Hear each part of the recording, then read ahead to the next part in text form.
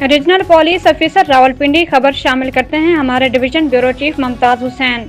Reason Babar Sarfaraz अल्पा ने थाना राबात जिला रावलपिंडी में खुली कचहरी का इनेकाद किया।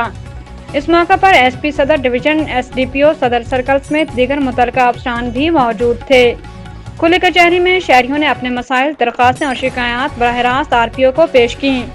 आरपीओ ने शहरियों की जानिब से पेश की जाने वाली दरख्वास्तों को बगौर सुना और मुतल्लिका पुलिस अफसरान को मौका पर ही तमाम दरख्वास्तों पर कानून के मुताबिक फौरी कार्रवाई अमल में लाकर मुकर्रर टाइम फ्रेम के अंदर रिपोर्ट रीजनल दफ्तर भिजवाने के अहकामात जारी किए। इस मौके पर आरपीओ ने गुफ्तगू करते हुए कहा कि शहरियों को इंसाफ की फराहमी रावलपिंडी रीजन पुलिस की अवलीन तरजीह है और इस सिलसिले में किसी किस्म की गफलत या कोताही बर्दाश्त नहीं की जाएगी।